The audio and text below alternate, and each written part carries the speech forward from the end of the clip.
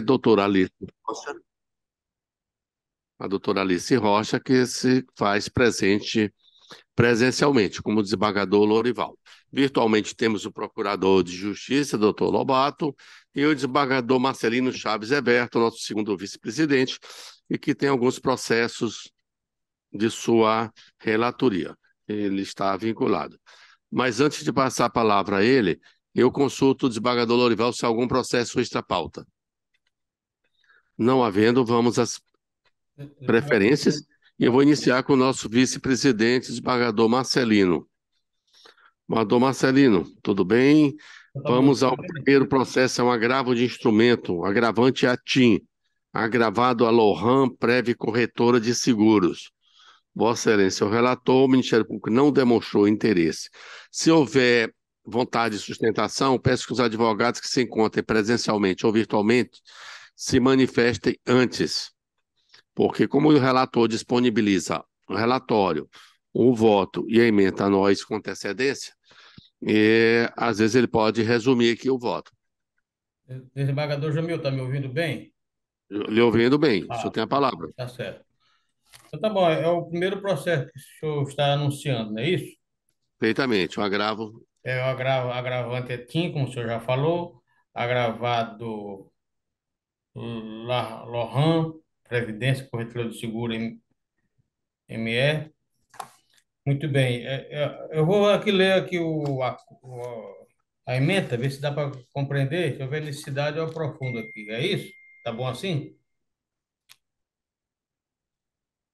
Desembargador Jamil, tá ouvindo? Sim, Ah, tá. Então eu vou ler aqui a ementa. Agravo do instrumento, liquidação por artigos das perdas e danos, desproporcionalidade na fixação do quantum não verificado, decisão mantida, agravo conhecido e desprovido. O exame da extensão do prejuízo correspondente a R$ 32.430 levou em consideração a justa medida do prejuízo para liquidar as perdas e danos, de modo que, no caso dos autos, o valor fixado pelo magistrado se retrata adequado e proporcional, não ficando evidenciada a desproporcionalidade alegada pelo recorrente, deve ser mantida a decisão agravada. Então, por isso que eu estou dizendo aqui no final, recurso conhecido e desprovido.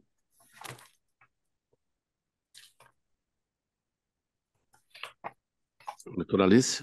É. Como? É o voto do desembargador. A senhora vota, desembargador, porque ele substitui o desembargador Lorival. Então, o desembargador Lorival, quem pedido? Eu acompanho o relator.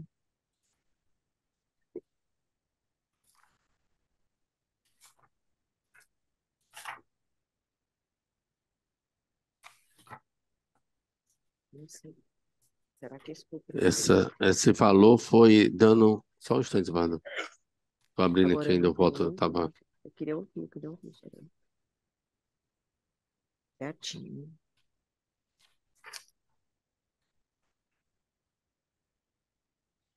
É, Perdas e danos é o que ficou comprovado e esse é o valor.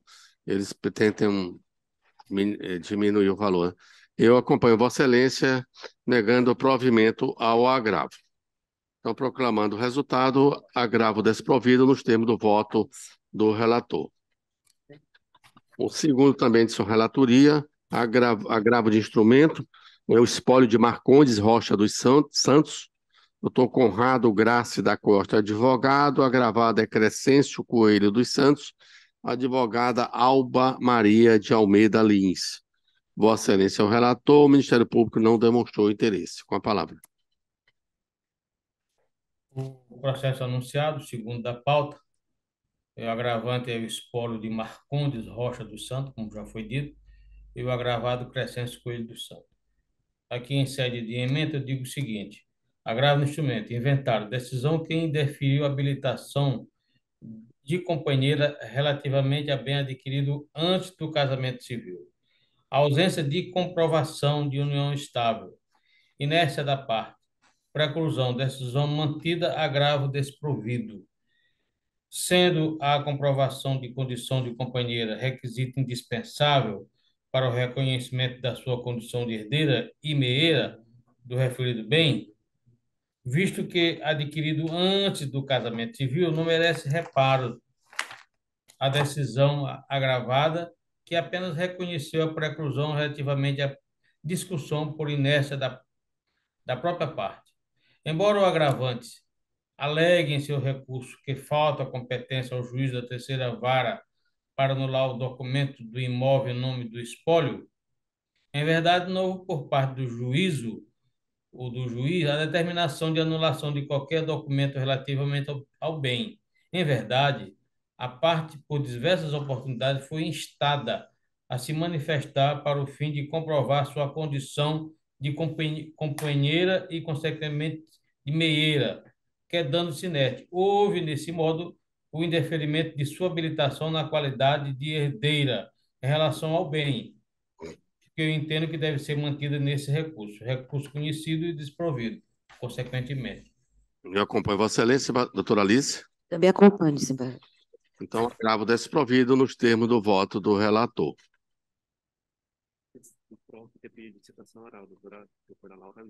No terceiro, há um pedido de sustentação oral, desembargador Marcelino.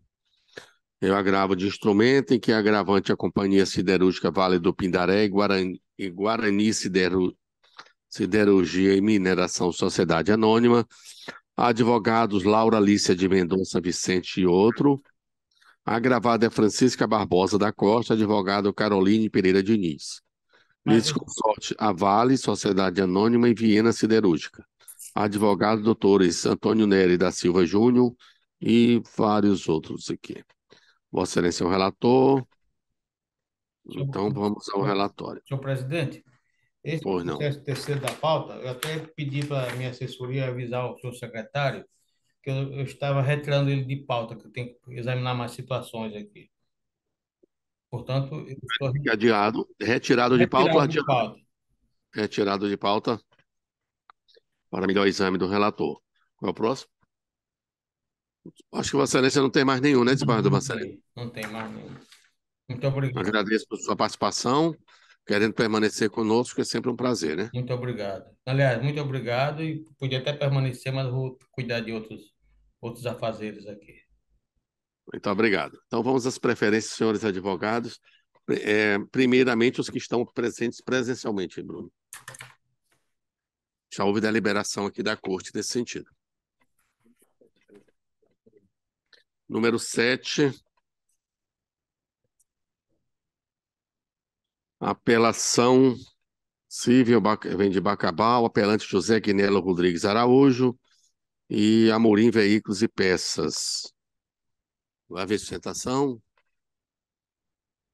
Excelência, sim, por videoconferência. Advogado Endrio. Doutor Endrio, sou advogado do Agnello, do apelante. Certo. Apelado se encontra também, não? Então, ambos. Só... Qual é o número 7? Deixa eu abrir aqui. Não.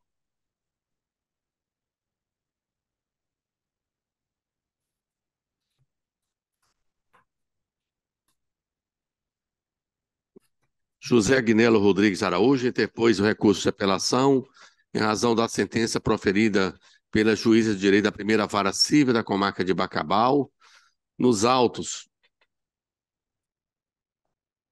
da presente ação declaratória de inexistência de nulidade, proposta por Anvel Amorim Veículos e Peças Limitada, ora apelada, que julgou procedente em parte a ação nos termos do artigo 487, inciso 1 do CPC, e tendo acolhido em parte os aclaratórios opostos pela recorrida, reconheceu a omissão do julgado para, verbes, abro aspas, declarar a nulidade da decisão de ID número tal, do processo número tal, a fim de eliminá-la do mundo jurídico, bem como todos os atos processuais que dela dependam, inclusive o processo de cumprimento de sentença.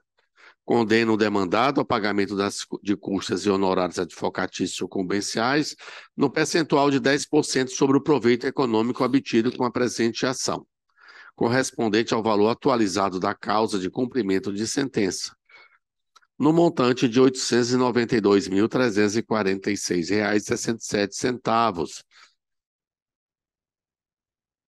coincidência de correção monetária pelo INPC a partir do ajuizamento daquela demanda. Juros de mora de 1% a contar do trânsito em julgado. A sentença apelada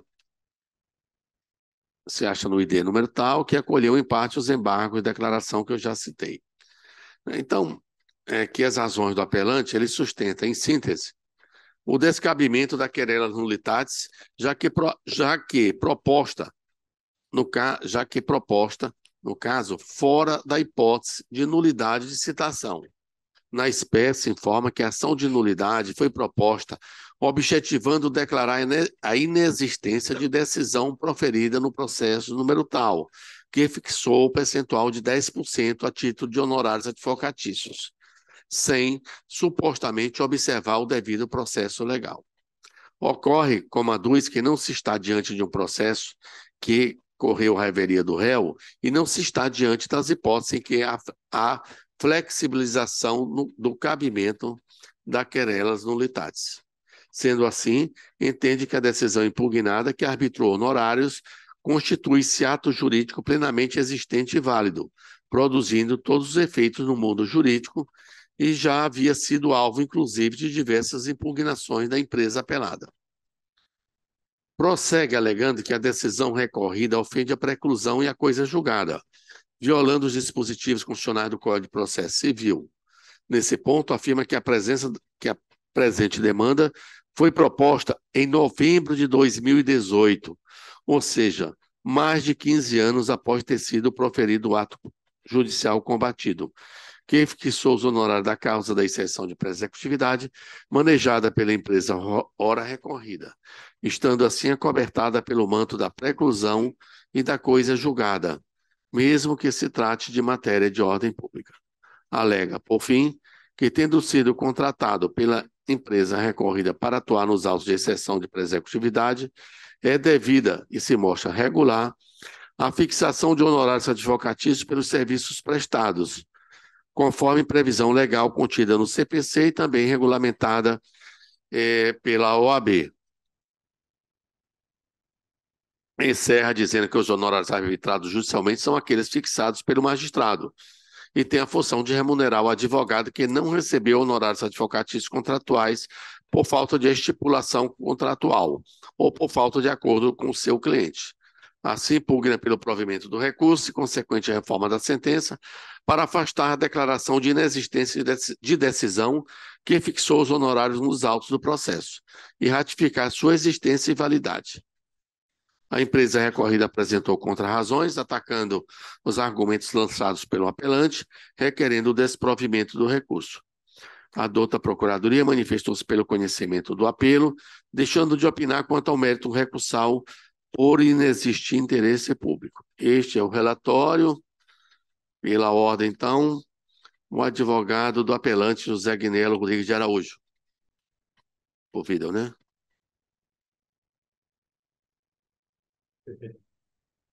Bom dia, excelências. Advogado Andrew Carlos Leão Lima, OAB MA 16.856, representando aqui a parte apelante, José Guinelo Rodrigues de Araújo. Cumprimentando a todos um bom dia, desembargadores, membros dessa Igreja Câmara, eventuários de justiça, demais advogados aqui presentes. Excelência, serei muito breve, muito objetivo, tendo em vista o valoroso relatório, muito sucinto e objetivo do desembargador Jamil.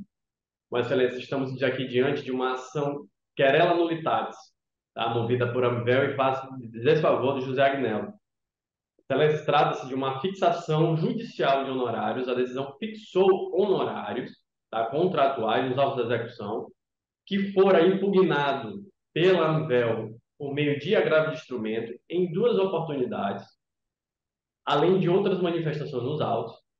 Decorridos 15 anos dessa decisão, data venha trânsito em julgado, ela ajuiza essa querela nullitatis.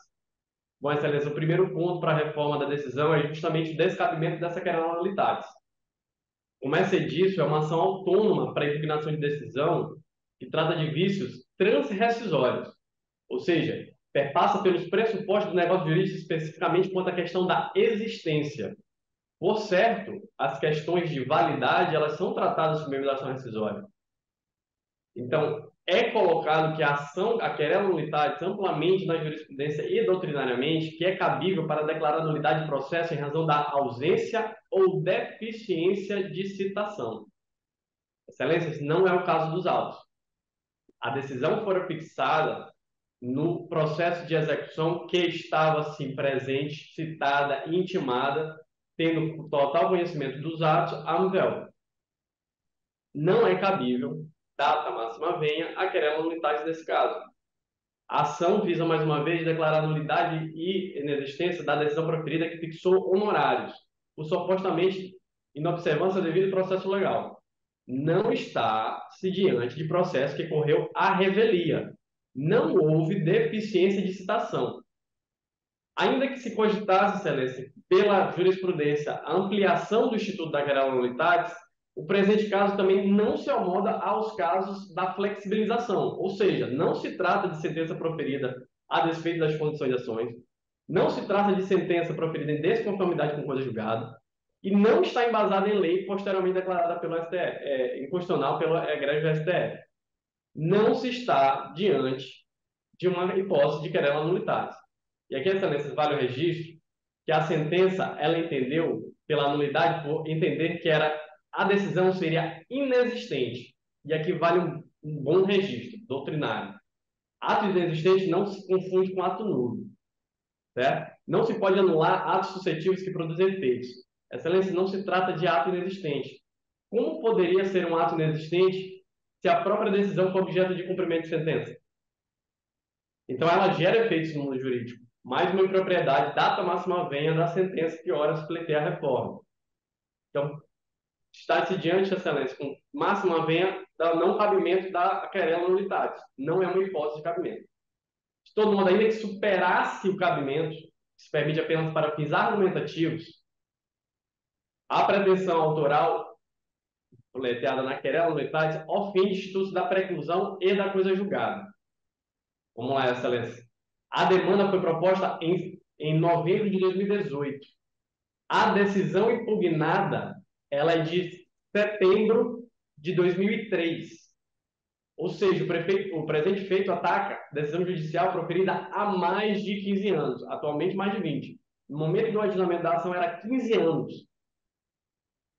É evidente que foi alvo a decisão que ora se pleiteia a inexistência, a nulidade, por meio da querela nulitatis, ela foi impugnada por diversos meios pela outra parte, pela parte da ANVEL. Inclusive, excelências, mais uma vez, foram interpostos 2 agravos de instrumentos. Ambos não tiveram conhecimento por esse egrégio Tribunal de Justiça.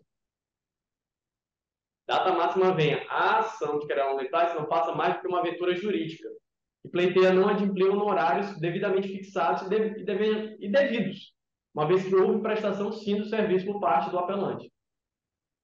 São vários os julgados, excelência, que ainda que se trate de matéria de ordem pública, a matéria objeto de manifestação jurisdicional e não rediscutida em via adequada está sujeita à preclusão.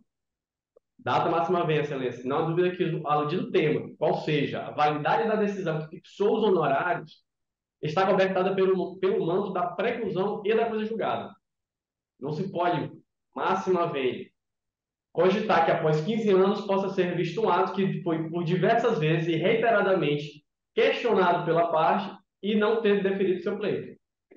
E ainda que passasse, excelência, tanto pelo descabimento quanto pela preclusão e coisa julgada, há regularidade na fixação dos honorários advocatícios. Uma vez que houve a prestação de serviço, não há dúvidas, não houve o pagamento de verba contratual e por isso se fez necessário o arbitramento judicial dessa verba honorária, de caráter alimentar, frisa-se. Então, uma vez prestado o serviço, uma vez fixados a total regularidade, aqui se faz a menção ao artigo 22 do Estatuto da OAB. A prestação de serviço profissional assegura aos inscritos o direito aos honorários convencionais, fixados por judicial e ao de sucumbência, que é o caso dos autos.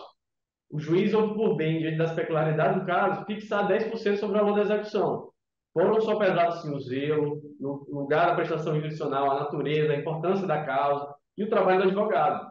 Então, sim, é devido, ainda que superado todos esses pormenores, ainda se faz devido. Então, pugna pela reforma, pela improcedência da querela nulitatis. Acaso, excelência, aqui pelo da eventualidade, acaso mantida a sentença, ainda assim seria positiva a reforma, para que o termo inicial da correção dos honorários comerciais não fosse fixado da ação originária, do cumprimento de sentença, mas sim do ser arbitrado sobre o valor da causa, tem que ser da data do arbitramento, do ajustamento desta causa.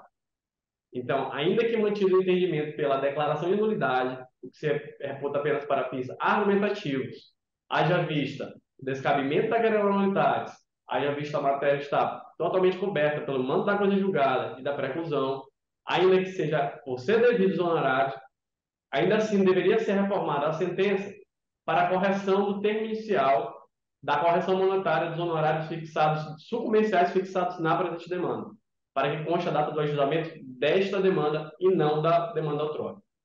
Então, excelência, aqui peço desculpa se me alonguei demais. Você viu a sustentação oral visava apenas esclarecer tais pontos, ratificando tais pontos. Agradeço a atenção e peço desde logo liberdade para, uma vez encerrado o julgamento, me retirar da sala virtual. Agradecendo a todos pela atenção, desejo a todos um bom dia. Muito obrigado, doutor Andrew. Vamos então ouvir aqui o advogado apelado, Amorim Veículos. Por não estar presente, seu nome completo, OAB, em seguida a sustentação.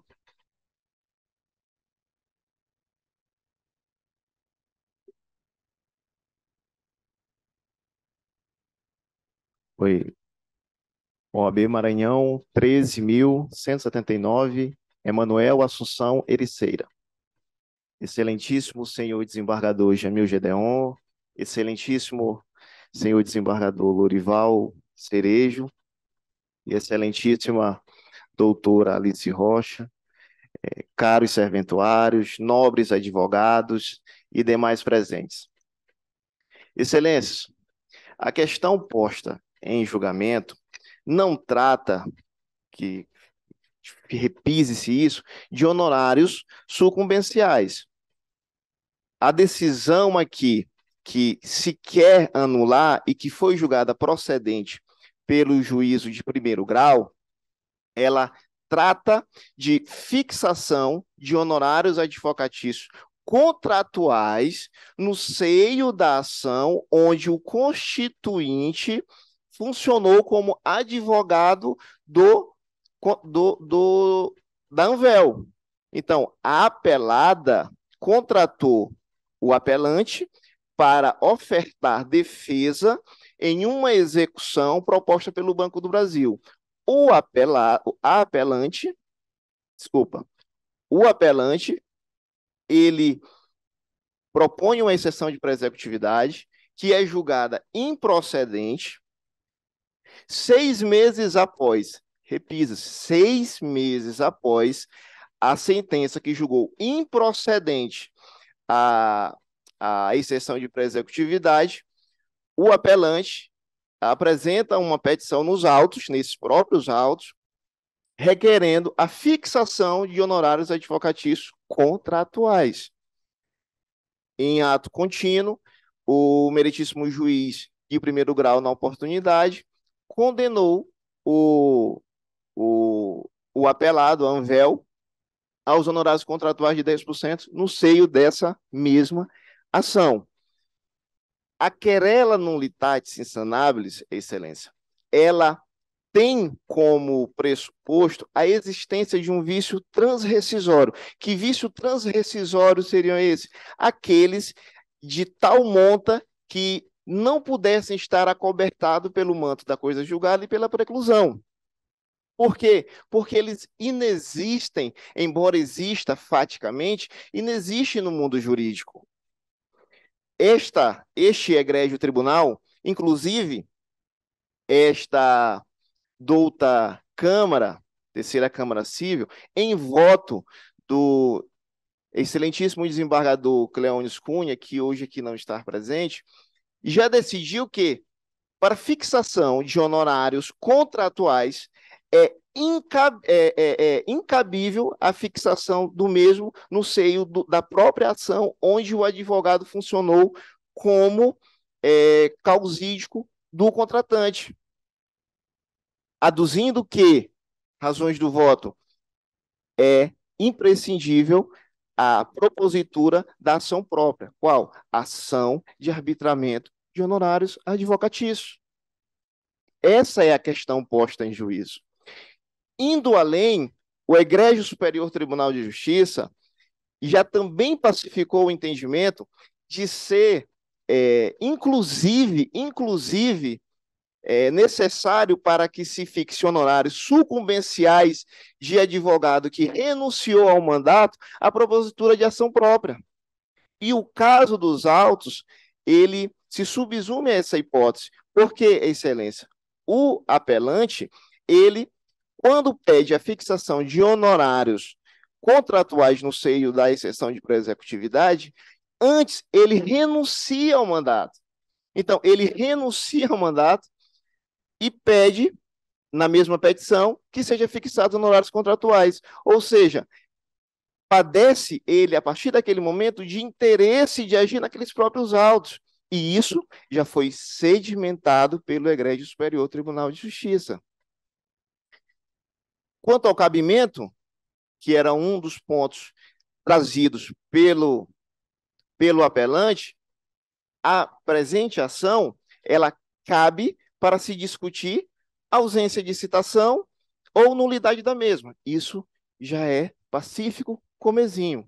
Pois bem, indo além, e eu peço aqui, venha para ler o RESP número 1.252.902 do STJ, afirma que, além da própria ausência de citação, também é causa de cabimento da querela nulitatis a falta de condições da ação ou pressupostos processuais de desenvolvimento válido e regular do processo.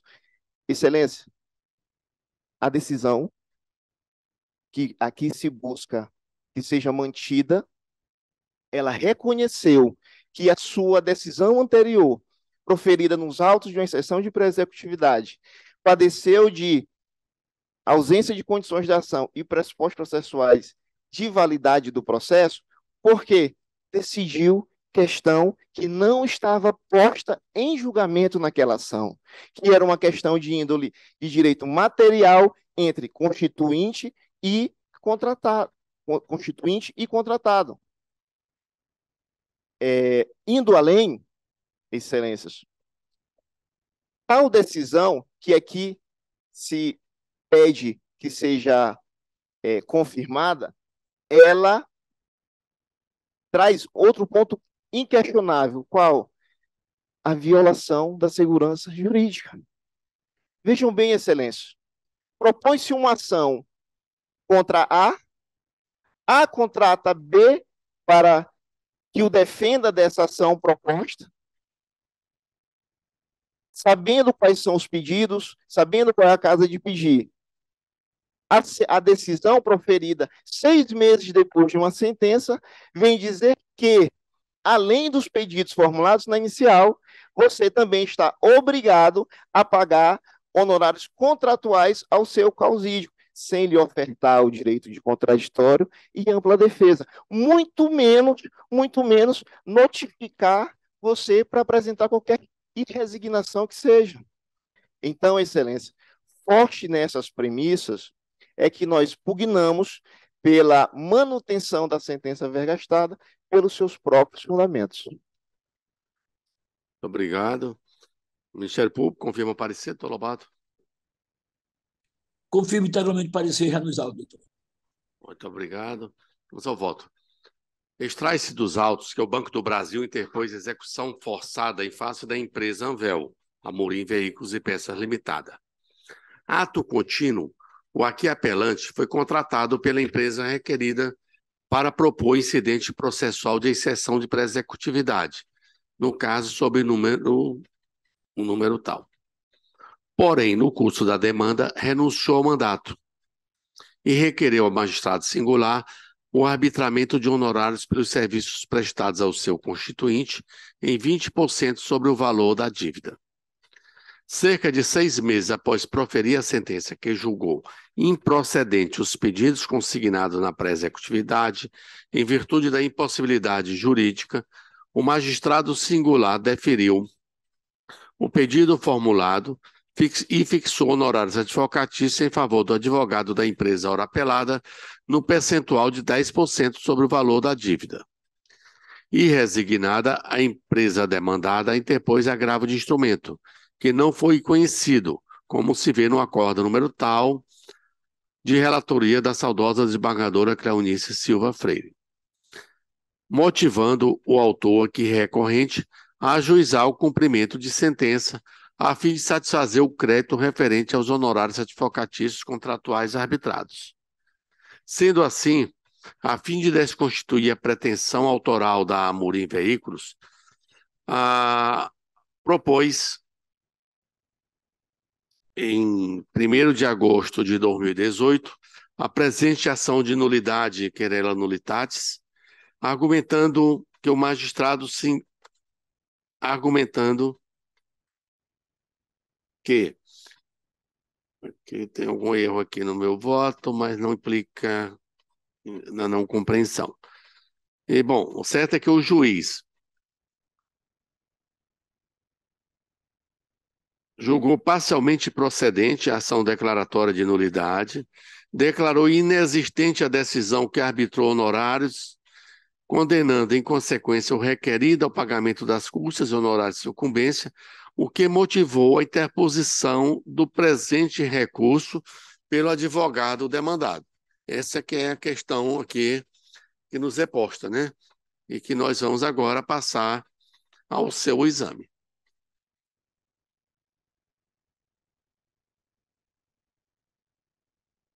Bom, todos nós sabemos o que são honorários contratuais, o que são honorários sucumbenciais, e digo que os honorários podem ser arbitrados judicialmente, falo sobre o tema, como diz o Estatuto da OAB, e no caso eu verifico que a sentença que julgou improcedentes os pedidos consignados na pré-executividade nada falou sobre a petição protocolada pelo ora apelante, advogado contratado pela empresa recorrida para atuar na execução forçada em comento. Sendo assim, em que pese a natureza alimentar,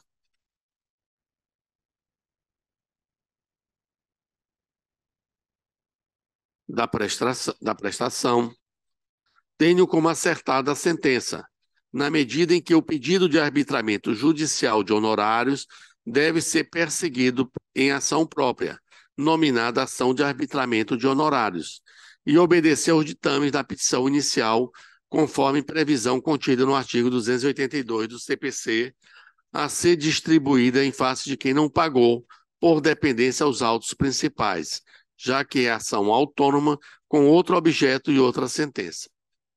Então, a ação de arbitramento de honorários se mostra a via adequada, própria, para a persecução desses valores, justamente em virtude da inexistência de contrato escrito entre as partes. Sua finalidade, portanto, é definir se há obrigação de pagar honorários pelo requerido, no caso, a empresa apelada ao autor advogado. Assim, tratando-se de ação de conhecimento que se processará pelo rito comum, se faz necessário atendimento aos preceitos processuais estabelecidos na Constituição Federal e na legislação processual, assegurando aos litigantes o respeito ao devido processo legal, oportunizando-lhes o contraditório e a ampla defesa. Desse modo, diante do despacho que acolheu o petitório do advogado demandante para arbitrar honorários contratuais nos autos da exceção de pré-executividade, cabível é a propositura da presente ação declaratória de nulidade, posto constituir-se instrumento que possui a finalidade de sanar vícios que são insanáveis, fazendo a sentença inexistente em razão de defeito preconcebido e que, por isso, contaminou todos os demais atos do processo.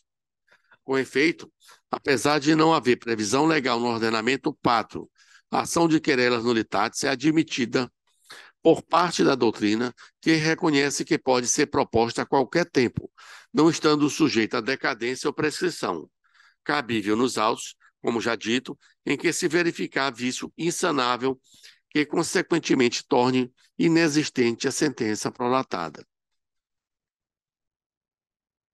De certa nulidade absoluta e insanável, por ausência dos pressupostos de existência, é vício que, por sua gravidade, pode ser reconhecida mesmo após o trânsito em julgado, mediante simples ação declaratória de inexistência de relação jurídica, não sujeita a prazo prescricional ou decadencial e fora das hipóteses previstas no artigo 966 e seguintes do CPC, que trata da ação rescisória. O principal objetivo nessa ação de querelas nulitatis é de preservar a segurança jurídica e o exercício do devido processo legal, que são intimamente afetados pela presença das nulidades insanáveis. Grosso modo, o objeto dessa ação é a declaração de que o processo não tem existência no mundo jurídico. Logo, o cabimento da querela nulitatis insanabilis é indiscutivelmente reconhecido em caso de defeito ou ausência de citação, se o processo ocorreu à revelia. Porém, diferente do alegado pelo apelante, a moderna doutrina e jurisprudência tem ampliado o rol de cabimento da demanda. Assim, em hipóteses excepcionais, vem sendo reconhecida a viabilidade do ajuizamento dessa ação, para além da tradicional ausência ou defeito de citação, por exemplo, quando é proferida sentença de mérito a despeito de faltar condições de ação. A sentença de mérito é proferida em desconformidade com a coisa julgada anterior, ou a decisão está embasada em lei posteriormente declarada inconstitucional pelo excelso Supremo Tribunal Federal. É o que diz aqui um julgamento proferido pelo ministro Raul Araújo, do STJ, quarta turma. Então, eu entendo que o magistrado de primeiro grau aqui não poderia ter arbitrado os honorários contratuais sem observar o rito próprio. Por isso, eu estou votando pelo conhecimento do apelo, porém nego-lhe provimento. Voto ainda em majorar os honorários sucumbenciais arbitrados na origem de 10% para 12% do proveito econômico obtido com a presente ação, mantendo-se os consectários aplicáveis à espécie, constantes no comando sentencial.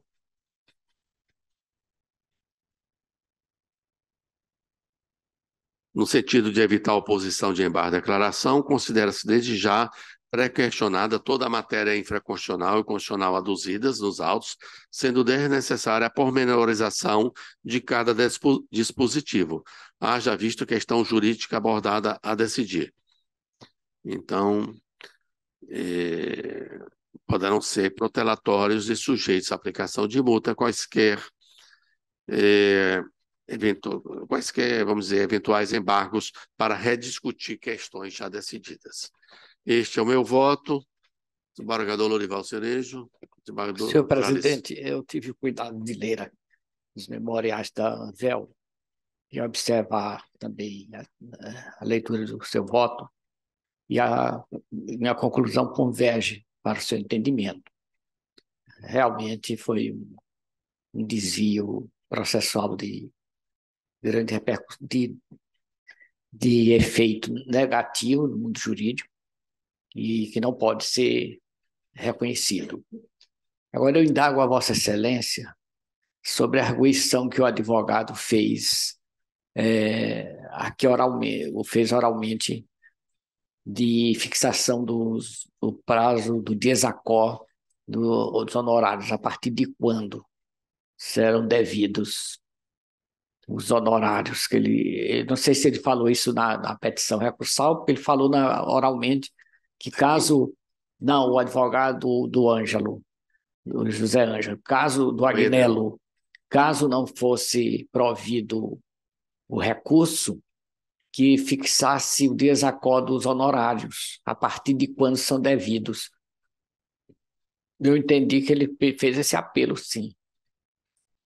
Vossa Excelência está entendendo que essa fixação é a partir Não, deixa eu só... Eu acho que foi. Eu acredito que não foi na peça recursal. Excelência, só para esclarecer fato, foi apresentada a apelação e logo depois a outra parte apresentou embargos. Quando da complementação das razões da apelação, constava esse tópico 5. Tá? Então, consta da complementação do recurso de apelação. Na ratificação, consta esse pedido no recurso de apelação, que eu também o fiz oralmente. Vossa Excelência está pedindo que os honorários sejam fixados a partir de que data? Que na sentença que acolheu os embargos, foi fixado o dias a quo da correção monetária do cumprimento de sentença. A pretensão é que, caso seja mantido o entendimento pela declaração da nulidade, é que pelo menos o dias a quo, como fixado no valor atribuído a esta causa, seja fixado do arbitramento desta causa, do ajuizamento desta causa. Como eu estou negando o provimento, eu estou mantendo a decisão, né? Então prevalece a decisão proferida pelo magistrado. Certo. Então fica no data da decisão, né? Ok. Apelo desprovido nos termos do voto do relator. A desembargadora já foi Por ouvida? Alice, perdão. Desembargadora Alice. Eu acompanho Vossa Excelência. Desculpe mesmo. Próximo. Não foi adiado. Doutor Gil está presente? Porque o relator está ausente, mas há pedido de vista. Isso aí. Nós vamos julgar sem presença do Cleones? Sim. Qual é o número? Desembargador, qual é o processo? Eu vou já Por favor. É o quarto. Esse aqui já foi iniciado o julgamento, doutora Alice. O relator desembargador, só agravante, Yasmin Larissa Silva Boarreto, advogada doutora Yasmin Larissa Silva Boarreto, ela mesma, né? Agravado é o Banco Sistema, é isso mesmo? Banco Sistema Sociedade Anônima, relator desembargador Cleones. Foi adiado em face do pedido de vista compartilhado dos desembargadores Jamil e Lorival Cerejo, após a leitura do relatório, sustentação oral e voto do desembargador relator, que foi pelo desprovimento do recurso. Eu pedi vista diante da divergência de pedidos, de valor ser muito desproporcional entre 17 mil e 1 milhão e tanto. Concordo com a inconformação do apelante de que seria dispensável essa segunda análise da contadoria, porque já teria ocorrido outras. Mas, diante desse disparate entre os dois valores, eu acho que a posição do relator é correta, para que a juíza, até porque percebe-se muito bem que a juíza se viu diante de um impasse de números que ela ficou sem, digamos assim, um apoio para a decisão. Então, nesse sentido, se mostra razoável e que seja feito realmente essa nova avaliação pela contadoria. Então, senhor presidente, em conclusão, eu estou acompanhando o relator. E o voto de Vossa Excelência que tinha... Eu peço para proferir meu voto logo em seguida do próximo processo, só que eu terminei, não está aqui, deixa eu ver, explicar aqui tecnicamente. Vossa Excelência chegou a ler seu voto. Vossa Excelência chegou a ler o voto. Não chegou? Não. Não, eu só tomei conhecimento assim, extra. Eu vou pedir a juntada do voto, mas o voto é no mesmo sentido da conclusão que tirou Vossa Excelência, no sentido de acompanhar o relator. Certo. Então, pedindo aqui... Qual é o número do processo? Vossa Excelência não vota, desembargadora. É o número 4. Então, o número 4 aqui, doutor Gilson, tem que ir para contadoria, não é isso? É. É isso. Vamos ver se já chegou aqui o voto. Mas é nesse sentido. Adiado, então, o desembargador Cleones...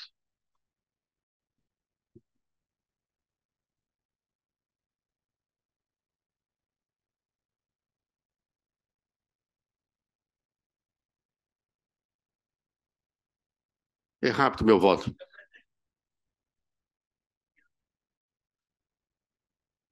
Eu acredito que seja na base, né? Que a juíza determinou. Só proferir aqui meu voto e lhe digo, respondo já.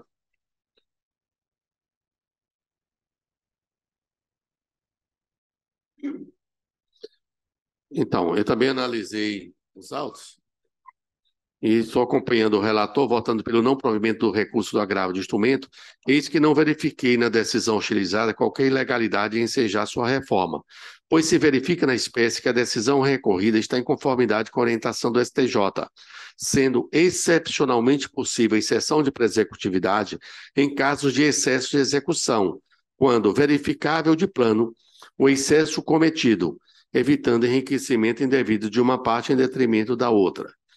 Em que pese a simultaneidade de recursos, agravo de instrumento e apelação interpostos pelo ora agravante, não há como julgar prejudicado o presente agravo. Eis que o julgamento da exceção apenas o fez para reconhecer a ocorrência de excesso, sem pôr fim à execução.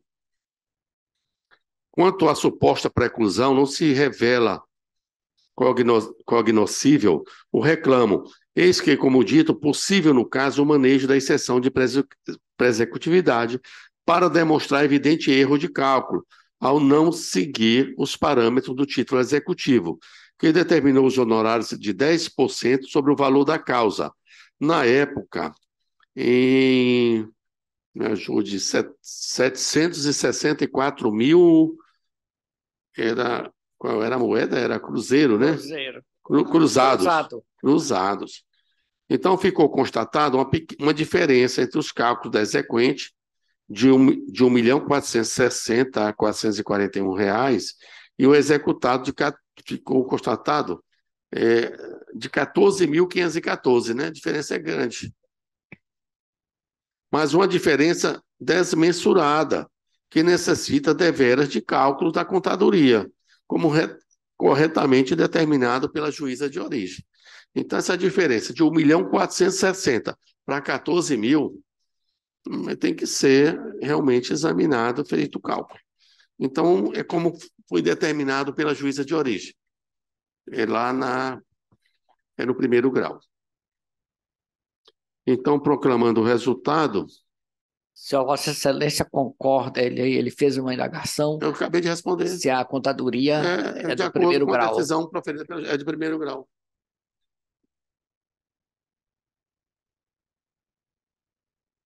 Então, agravo desprovido. O próximo?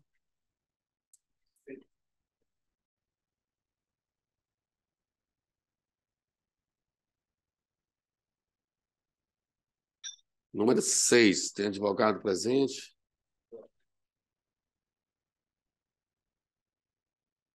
Sim. Não?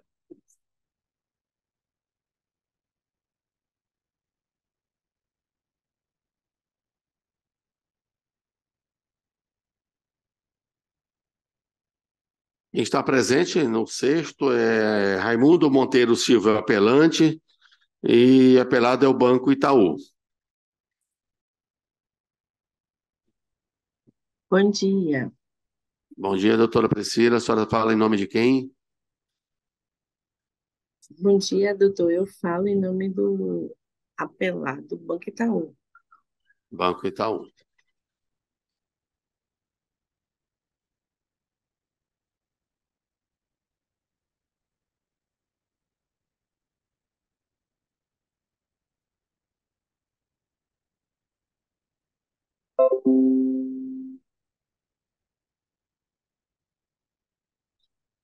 Aqui no caso, doutora Priscila, eu estou considerando os precedentes da Câmara, a senhora vai ficar inteiramente à vontade de fazer sustentação. E a questão aqui, doutora Alice Esbarra do Lorival, é rotineira, questão de empréstimo consignado, mas o recurso aqui se insurge tão somente em relação à condenação de litigância de má-fé. Então, não há outro questionamento. E eu estou a entender que razão assiste aqui ao apelante. Eu estou afastando essa condenação em litigância de má-fé. posso fundamentar se a ilustre advogada for querer fazer sustentação a respeito. Porque nós temos vários precedentes nesse sentido. Não Doutor, afeta o mérito ele foi a condenação dele, né? O banco foi vitorioso em primeiro grau. Então, é só em relação à litigância de má-fé. A senhora vai desejar se manifestar? sim, doutor, eu desejo fazer não. Ok. Esse é seu direito. Então, como já disse aos senhores, o Raimundo interpôs lá da comarca de Buriti Brava e os seus pedidos foram julgados improcedentes, né? Quer dizer, ele ajuizou a ação contra o banco e os pedidos foram julgados improcedentes. Porém, foi condenado em litigância de má-fé. E ele recorre somente dessa decisão. Então, este é o relatório, toda a Procuradoria não manifestou interesse. Com a palavra, ilustre advogada. Muito obrigada. Primeiramente, saúdo a todos, bom dia, os ilustres jogadores. Meu nome é Priscila Vale do Monte, meu AB é 40753. No presente caso, como relatado, estou pelo apelado, pelo banco. A parte ela ingressou com a ação alegando que não tinha realizado contrato e que no caso, os descontos que eram realizados em seus benefícios eram indevidos.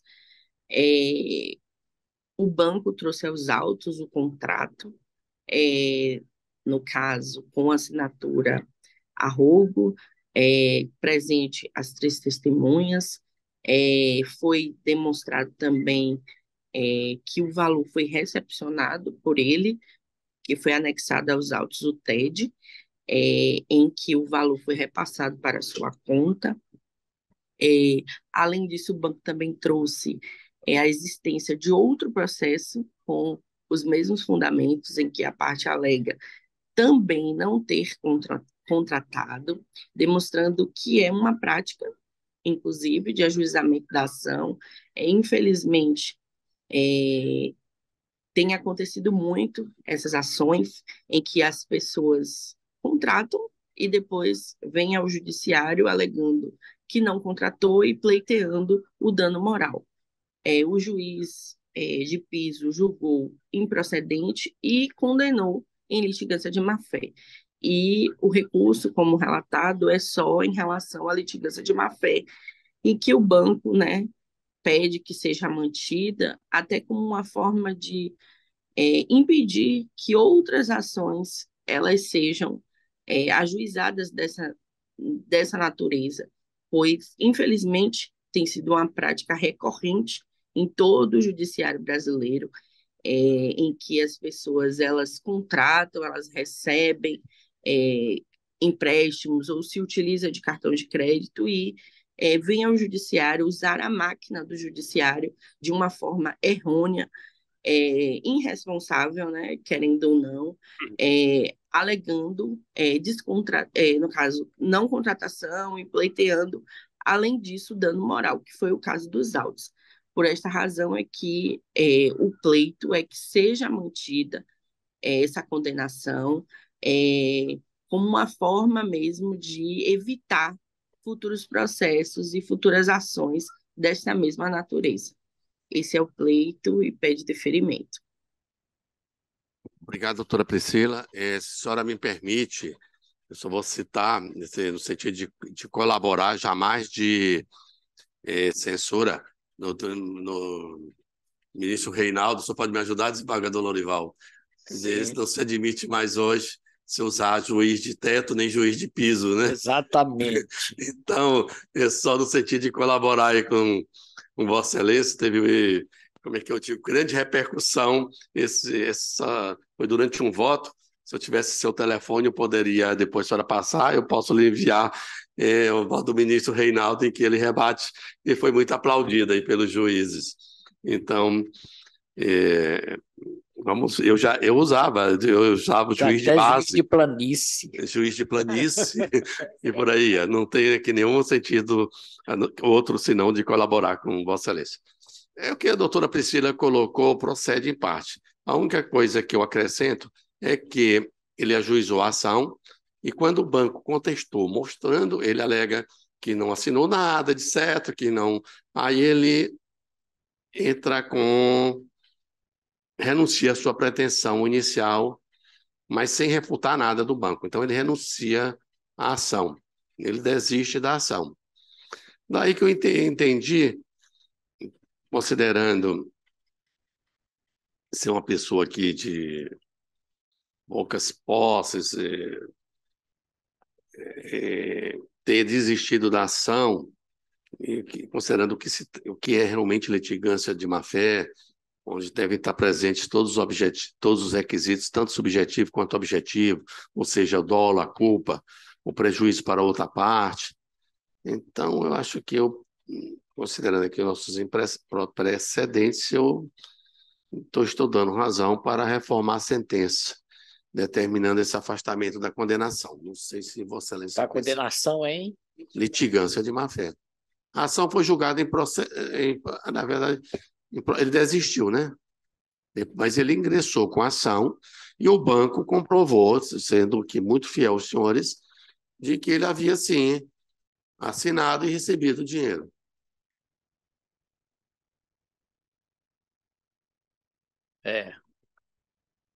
Vamos admitir aí que esse direito dele de acesso é considerado, com essa limitação moral, né, de não Mas olha, a doutora Priscila me fez refletir aqui. Mas às vezes a gente são tantos a os processos. desproporcionalidade econômica das partes, a vulnerabilidade dele, eu acho que é vulnerável. Isso é condenado. É vulnerável. É isso que eu falei isso aqui no voto. Né? Mas o fato mas o argumento dela tecnicamente era cabível. Ela tem, veja bem, ele ingressou com ação dizendo, não, isso é fraudulento, você empresta consignado. Talvez... Ele disse que o banco fraudou, e o banco comprovou realmente o contrário. Veja bem, ele pode ter sido aí usado, usado, e o pobre coitado nem sabe disso, vai pagar uma indenização que ele vai se surpreender. Eu acho que a minha decisão é mais justa, não sei. Nós estamos aí diante do justo e do legal. Eu fico com o justo. Doutora Alice? Acompanhe Vossa Excelência, pelo fato, inclusive, dele ter desistido. Pois né? Já é um... Seria, já foi a primeira ele fez a meia-culpa dele ter voltado.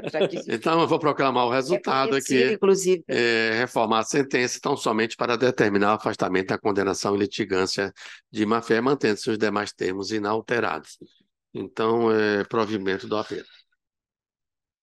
Próximo. Obrigado, doutora Priscila.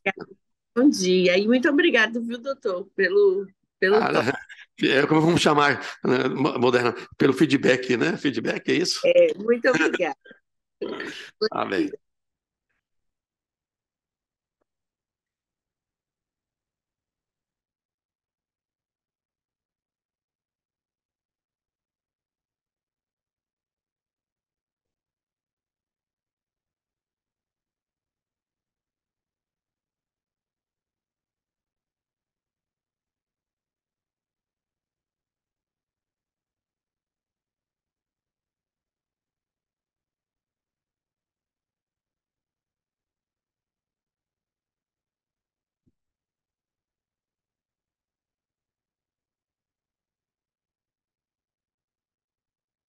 O 15º embargo de declaração na apelação número tal, primeiro embargante, segundo embargado é Cielo Sociedade Anônima, e Rolim, e Redcard. A matéria é simples, senhores. E aqui, senhor secretário, sobra para quem? Os advogados, eles têm até 24 horas antes, quando o processo está pautado virtualmente, eles podem pedir para ir para a pauta por vídeo para fazerem sustentação. Evidente que, às vezes, passa despercebido por alguns relatores, que é o caso presente. Eu não observei. E eu já tinha dito aqui, como sempre sobra para o lado mais frágil aqui, é o secretário, que também observe isso. e que transfira imediatamente. O que nós fizemos? Nós votamos, desembargador, mesmo com o pedido e as solicitações de retirada de pauta da sessão virtual para fins de sustentação deverão ser realizadas mediante peticionamento eletrônico nos autos em até 24 horas de antecedência do horário previsto para a abertura da sessão virtual. Então, isso realmente aconteceu e os causídicos que representam as partes apeladas requereram tempestivamente, por meio das petições de ID número tal, que o julgamento fosse feito presencialmente, a fim de que fosse realizada a sustentação oral, porém o julgamento ocorreu de forma virtual, sem análise do pedido deles. Assim sendo, eu tenho que acolher os declaratórios, reconhecer a nulidade do julgamento virtual e determinar a inserção dos presentes autos em pauta para julgamento presencial, de modo a preservar a prerrogativa de sustentação oral dos requerentes. Reconheço a falha e acolho os declaratórios. Acompanho. Acompanho. Doutora Alice, Sim, acompanho. próximo. Ah. 8.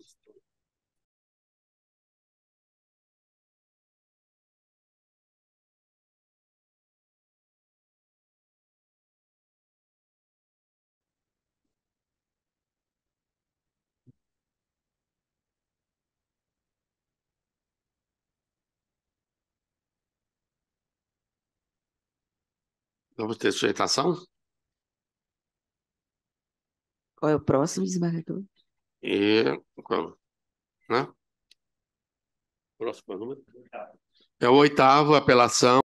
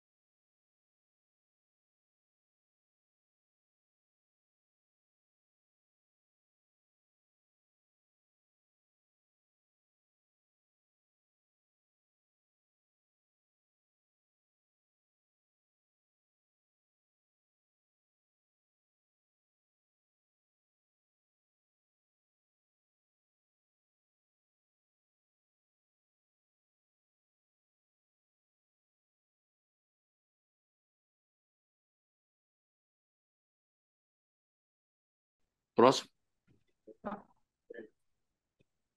Número 10, também é meu?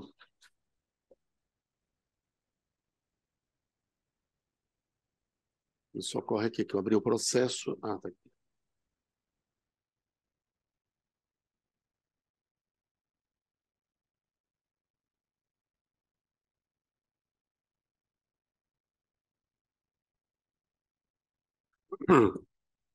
Já tem alguma sustentação, não, né? Qual é? 10º, presença em algum... É o 10º agora? O 10º, apelante ao município de São Luís, apelada Luana Francisca Martins Abreu. Algum dos advogados das partes aqui presentes? Bom dia, desembargador do município de São Luís. Sou João Teixeira.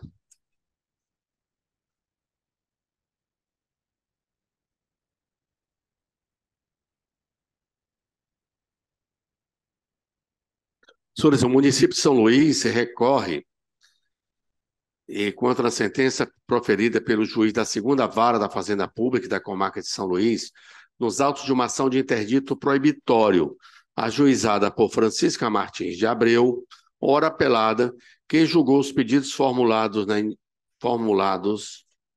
na inicial, cuja parte dispositiva ficou assim redigida. Disse o juiz: julgo procedente os pedidos, confirmando a decisão de tutela antecipada, para que o requerido se abstenha de demolir o muro do referido imóvel. Ela alega que é proprietária possuidora direto de um imóvel residencial localizado na rua Boa Esperança, bairro Turu, próximo ao rio Gangã. Ela diz que fora notificada a comparecer na Blitz Urbana num prazo de 3 dias para prestar esclarecimento sobre a construção do muro de sua residência junto ao órgão público, sendo ali informada que tal muro seria demolido por estar em área não edificável de preservação ambiental permanente às margens do rio Gangã. Então, ela requereu ao juiz a medida liminar, ajuizou a ação. Foi a ação, ela conseguiu liminar, o juiz julgou a ação procedente e o município apela. Requer a extinção do processo sem resolução de mérito sobre a alegação de nulidade da sentença por incompetência do juízo, aduzindo que a vara de interesses difusos e coletivos seria competente para o processamento da ação por se tratar de matéria relativa ao meio ambiente. E no mérito pugna pela reforma da sentença, sustentando que as ações administrativas foram exclusivamente no intuito de cumprir o poder e dever de tutela. Apresentada contra razões, o Ministério Público não demonstrou interesse quanto ao mérito, só pelo conhecimento. Este é o relatório. Com a palavra, então, o doutor João Teixeira, procurador do município de São Luís. Obrigado, Excelência. Eminentes senhores desembargadores, eminente senhora desembargadora, eminente senhor procurador de justiça e todos os ilustres serventuários da justiça, nossos nobres colegas advogados e demais presentes. Eu serei muito, muito sucinto. Na verdade, não quero aqui repetir todo o conteúdo do mérito já exposto em nossa apelação, e só quero chamar a atenção para alguns aspectos em específico que possam ajudar, eventualmente, a clarear o entendimento de Vossas Excelências. Então, eminente senhor desembargador Jamil, eu só queria destacar nesse ponto que, para além da nossa preliminar, nós argumentamos aqui com fundamento do Código de Divisão e Organização Judiciária do Estado do Maranhão, no artigo 9º, que a competência para o julgamento desta causa, uma competência absoluta, seria da vara de interesses difusos e coletivos, porque a área em questão, e é o cerne do mérito, é uma área de preservação permanente.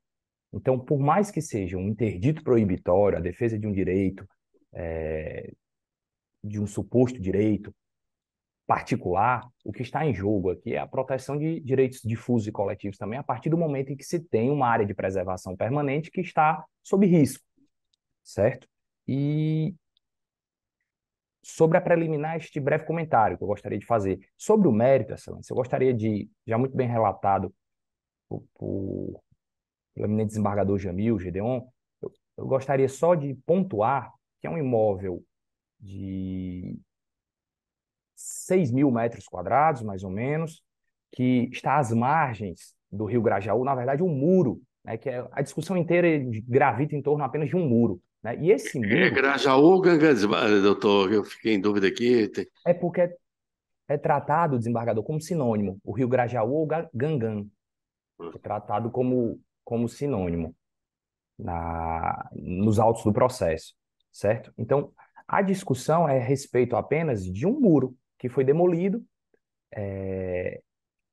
O apelado afirma que foi demolido por parte do município de São Luís e o município foi à área realizar uma obra de drenagem, certo? E o ponto que eu gostaria de destacar a respeito disso é simplesmente o seguinte, que a UID 1405-7777, na folha 19, peço venha aqui para fazer uma breve leitura de 2 linhas, afirma o apelado o seguinte, ainda em momento anterior à prolação da sentença.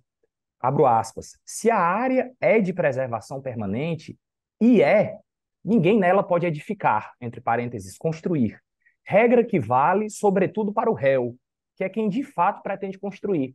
Ou seja, o apelado, ele se utiliza, em primeiro grau, da argumentação de que a área de fato é uma área de preservação permanente, ou seja, não há nenhuma controvérsia a respeito desse assunto, nos autos do processo, no primeiro grau, mas ele explica, ele argumenta, na verdade, que o município de São Luís é quem está construindo, e foi o município de São Luís, por meio da Blitz Urbana, que é um órgão ligado à Secretaria Municipal de Urbanismo e Habitação, que o município, por meio da Blitz Urbana, foi quem construiu na área, e não ele. Mas o que acontece é que a discussão, com fundamento no Código Florestal, é que é da impossibilidade de construção a 15 metros das margens, certo? E a construção deste muro em específico está a 6 metros das margens do rio. Então, o que o município de São Luís fez, na verdade, foi uma obra de drenagem. O município não está construindo nada, nenhum empreendimento, nada substancial, significativo, apenas realizou, né, o processo já tem aí mais de 12 anos, obras de drenagem para garantir direitos fundamentais para a população. Então, o que o apelado afirma ser uma intervenção do município numa área de preservação permanente é, na verdade, a construção de uma obra de drenagem e quem, de fato, não o imóvel completo, não esses 6.000 metros quadrados, mas um muro em específico, que foi apenas o que saiu, o muro em específico é que estava dentro desse limite não admitido pelo Código Florestal.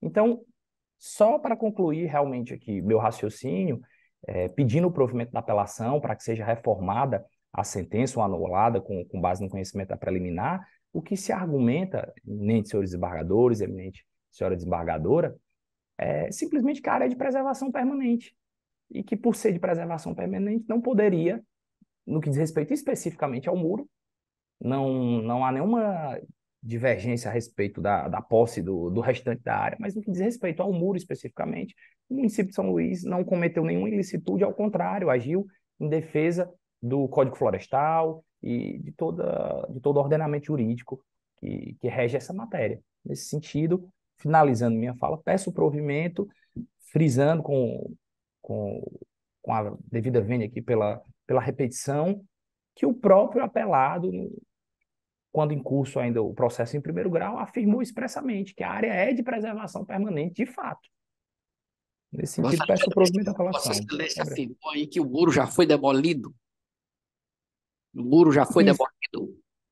Isso. Quando da inicial, já se afirma que o muro já foi demolido e houve uma inspeção judicial em 2012, salvo engano, que confirmou que o muro não estava mais lá no local e não havia mais como constatar quem havia demolido o muro. O município de São Luís notificou o proprietário para que ele demolisse e oportunizou o contraditório, a ampla defesa, e em seguida não há constatação se foi o próprio município que demoliu ou não nos autos do processo, mas ele de fato notificou e o muro não está mais lá, como já constatado em inspeção judicial. Tudo bem? O senhor concluiu, doutor João? Concluí, pugnando pelo provimento da Lobato, não apelação há e agradecendo. Doutor Lobato? Senhor presidente, o Ministério Público mantém integralmente o parecer já constante nos autos. Qual foi o parecer? Não há interesse. De novo. É sem interesse no mérito e na preliminar é pela rejeição, doutor. Obrigado. O CNJ tem não sei se você é desembargador Lorival, doutor Lobato, ele, no seu relatório de inspeção nos gabinetes, ele faz uma crítica a alguns embargadores pelo fato de encaminhar todos os processos ao Ministério Público, apesar deles dizerem que não tem interesse naquelas matérias. Então, estão dizendo como se nós estivéssemos encaminhando para sair do nosso gabinete, né? No sentido de retardar o julgamento, que não é o caso. Eu que sou oriundo de lá, sempre entendi que quem deve dizer se tem ou não tem interesse é o próprio MP. Mas o CNJ está entendendo diferente. Aí Mas eles mesmo têm um provimento do Conselho Nacional limitando esses processos que devem ir para lá. Não tem, doutor Lobato? Se não me engano, saiu do próprio Conselho. Mas essa é uma briga dos dois conselhos, nacional, do Ministério Público e do... E há uma insurgência. E nós não vamos nos intrometer nisso. Vamos ao julgamento. Primeiro, nós temos que examinar essa discussão de matéria ambiental ou não. Ele arguiu e pretende a extinção do feito sem resolução de mérito em face da incompetência do juízo para processar e julgar a ação, dizendo que a competência seria da vara de interesses difusos e coletivos, por se tratar de matéria relativa ao meio ambiente. O que eu verifiquei que a questão ambiental aqui tratada é de forma reflexa. A lide instalada não envolve direitos difusos, coletivos ou individuais homogêneos diretamente relacionados ao meio ambiente. Versa, assim, sobre a defesa do direito de posse do apelado.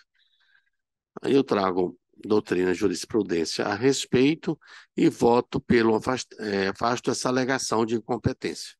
Como ela é prejudicial ao mérito, eu coloco ela primeiro em votação. De acordo. De acordo. Doutora Alice? O mérito. O cerne da questão gira em torno da defesa da posse da apelada por meio da ação de interdito proibitório em razão da notificação pela blitz urbana para comparecer ao órgão público e demolir-se o muro construído em imóvel de sua propriedade, por se tratar de área não edificável de preservação ambiental permanente às margens do rio Grajaú. Então, nós sabemos o que é uma ação de interdito proibitório e incumbe apenas ao autor provar a sua posse, a turbação ou esbulho praticado pelo réu e a data, né? Eu acho que está havendo um equívoco aí de terminologia. Sim. Porque o interdito é a ameaça. Diante da ameaça. Da ameaça. Se ela já se Na hora que ela recebeu, ela então só não há recebeu. mais que se falar interdito.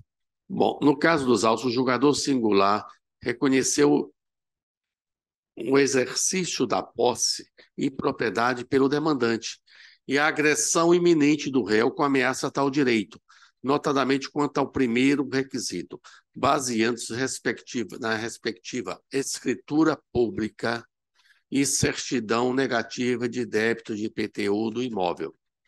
Por outro lado, diferente do alegado pelo apelante, tanto o ofício da Blitz informa que, para a execução da obra municipal, não será executada nenhuma demolição do imóvel da apelada, como o ofício expedido pela Secretaria Municipal de Urbanismo esclarece que a obra do PAC, Programa de Aceleração de Crescimento, se encontra com aproximadamente 50% concluída e que beneficiará aproximadamente 50 mil pessoas e que a intervenção que está sendo executada não prejudicará nenhuma edificação do imóvel de propriedade da autora.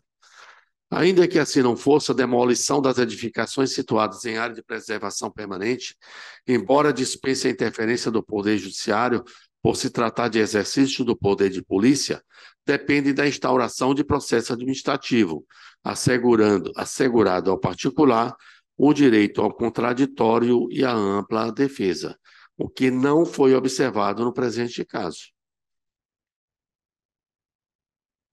Então, senhores, não tendo o município de São Luís observado a necessidade do devido processo legal, antes de determinar a demolição do muro supostamente irregular, bem como não demonstrando que a demolição trará piores impactos para sua manutenção, forçoso reconhecer a procedência da ação. Logo, não merece reforma a sentença recorrida.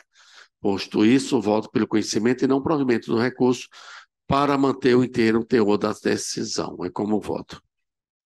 Eu acho, Celeste, o seguinte: diante da fala do procurador, a ação está prejudicada, porque o muro já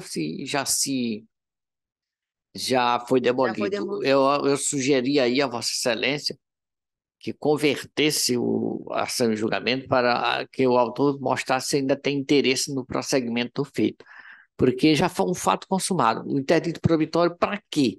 Então, aí teria que ter uma conclusão. Julgar procedente para quê? Para evitar a demolição, já foi feita. Para reconstruir. Doutor João, poderia só... Eu abri o processo e tentei ver essa inspeção aqui. O senhor afirmou que houve uma inspeção judicial, é isso? Exato, Excelência. O senhor não está com o processo aberto, né? Citar o ID, não. Tô sim. É só porque ele é migrado, e aí eu vou tentar abrir esse ID aqui. Mas houve uma inspeção judicial, sim, em 2012, e vou tentar localizar aqui, Excelência. Então não vejo mais sentido de se julgar essa ação. Não, mas se procedente. disser isso, Barda, eu estou só...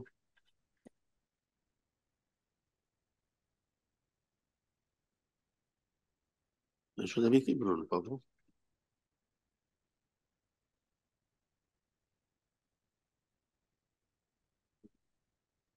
Seria uma inspeção judicial.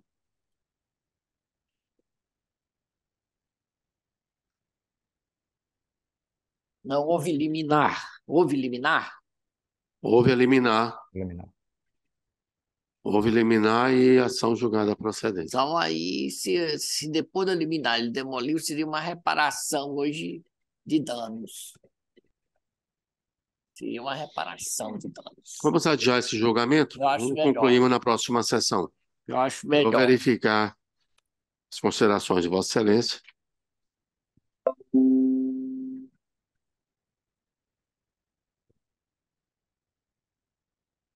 Veja que até nem ele se ele compareceu, então ele não tem mais interesse nenhum.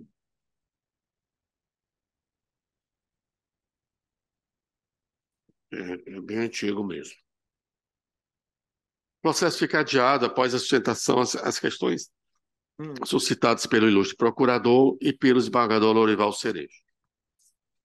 Próximo. Ainda tem só o meu aqui, ainda tem o meu. O desembargo de declaração. Não tem preferência dos advogados. Ah, sim.